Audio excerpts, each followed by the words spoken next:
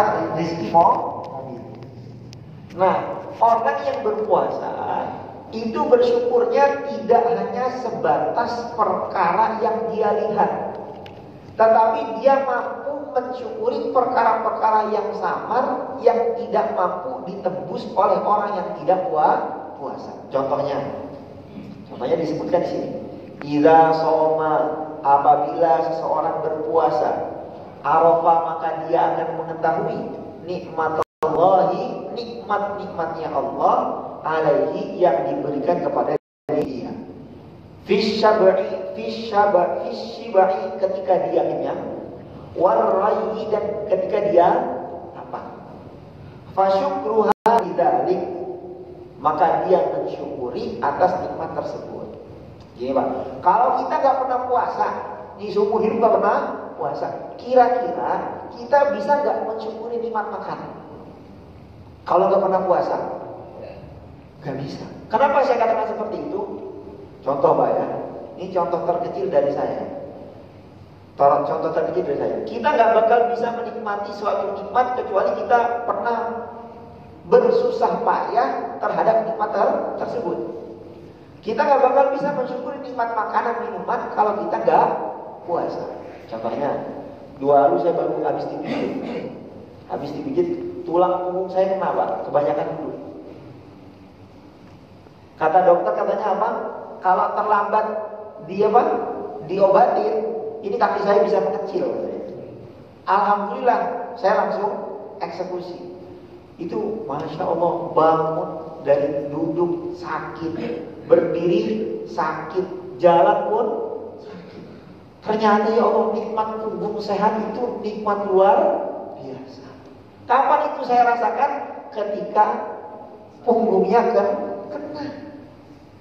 Coba seumur hidup gak pernah punggung kena. Akhirnya apa? Gak pernah mensyukuri nikmat punggung. Coba zaman bapak jantungnya masih sehat, gimana? Wah biasa aja.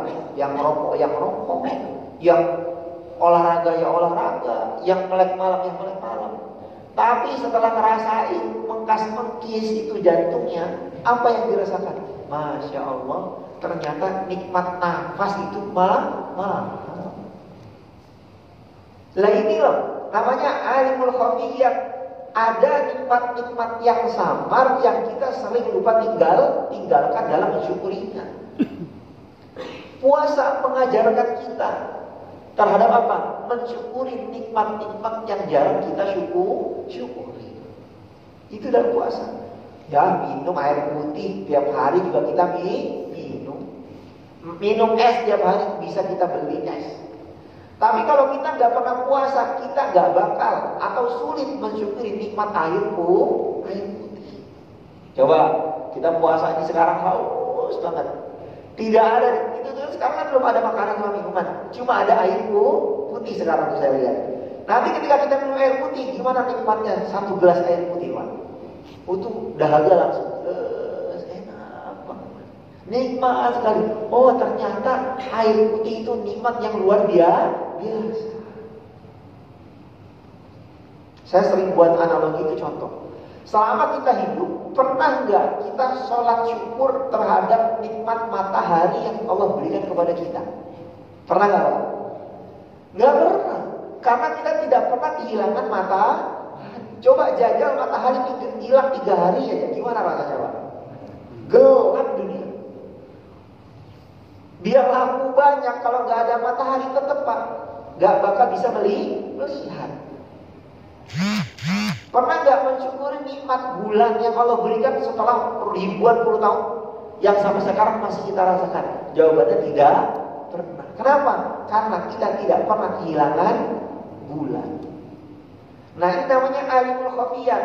Kita mensyukuri nikmat-nikmat yang samar, yang itu kita lupakan.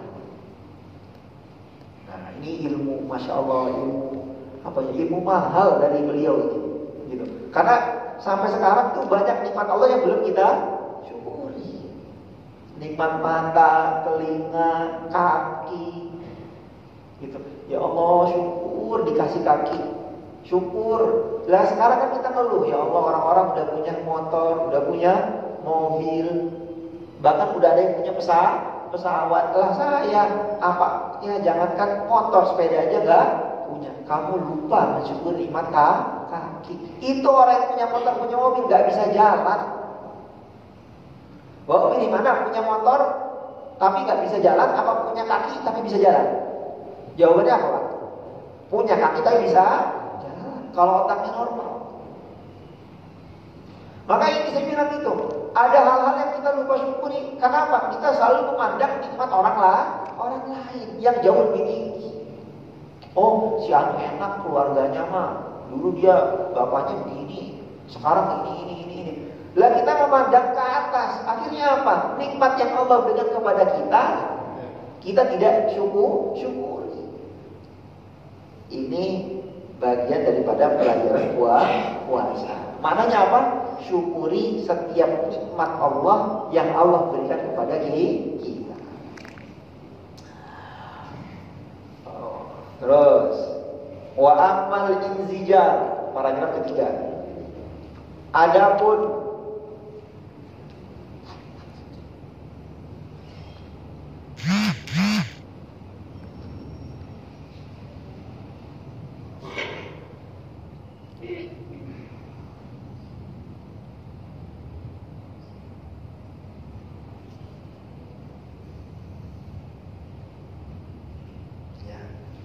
adapun inzijar, zajar.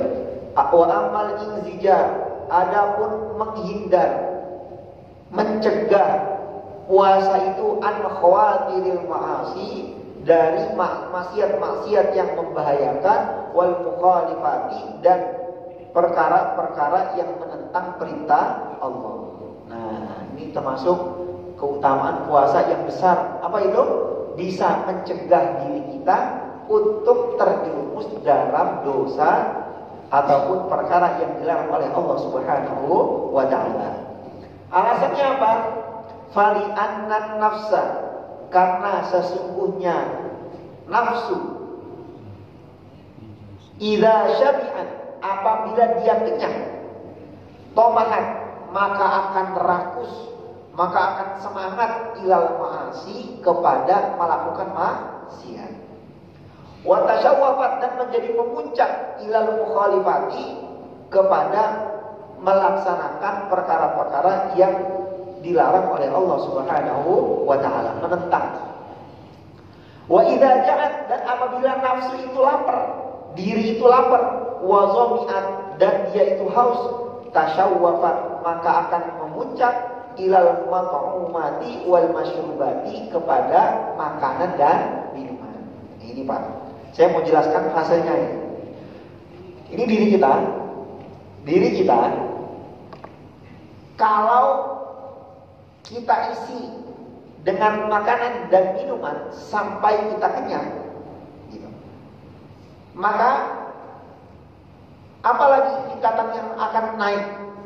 Kalau orang udah kenyang dengan makanan dan minuman, maka dia akan mencari kenikmatan yang lebih tinggi. Apa Pak di atas makanan dan minuman? Tidur. Apa Pak? Tidur, bisa. Apalagi di atas makan, minum, sama tidur? Hawa nafsu memuncak. Kenapa? Perutnya penuh. Nah sekarang kita turunin levelnya. Ketika manusia itu perutnya kosong, perutnya lapar, gitu, dia bisa nggak memuncak ke nafsu tidur, ke nafsu hawa nafsu? Bisa nggak? Nggak bisa. Nafsunya apa? Cari makan, cari minum. Nah ketika orang itu berpuasa, maka pikirannya itu tidak lari kepada melebihi nafsu yang sifatnya hanya makan dan minum. Udah mentok di situ. Kenapa? Karena level nafsunya terbatas, dikarenakan dia lapar, dia haus. Paham sampai sini Pak ya? Jadi nggak naik gitu. Tapi kalau orang itu kenyang, maka dia akan mencari kenikmatan yang lain. Contohnya gini, kita semua ada. Kita udah punya motor nih. Terus Allah kasih uang sama kita. Kira-kira kita pengen beli mobil gak? Beli mobil. Mobil, udah punya mobil nih satu, Avanza. Terus Allah kasih uang lagi. Lihat mobil orang lebih bagus, Innova. Kira-kira pengen beli gak? Pengen beli lagi. Nah beda gak sama orang yang gak rumah, nggak punya makanan, dia dikasih uang sama Allah, apakah dia langsung beli mobil? Apakah dia beli mobil? Enggak, dia beli apa dulu? Beli makanan, beli tempat tinggal. Nah, begitu juga nafsu yang ada ketika kita puasa. Ketika kita berpuasa, maka nafsu kita itu hanya sebatas tingkatannya cari makan, cari minum. Seperti itu. Wa tamuhun nafsi ilal munajati wastighaliha biha khairun min tashawufiha ilal ma'asi wa zallat. Nah, ini tingkatan kita. Rangkusnya kita ataupun nafsunya kita terhadap makanan dan minuman itu lebih baik dibanding nafsunya kita ataupun semangatnya kita kepada melakukan maksiat. Kalau kita tidak makan, kita kelaparan. Kalau kita tidak minum, kita kehausan. Asbab itu nafsu kita terdorong hanya sampai nafsu cari makan, cari minum. Itu lebih baik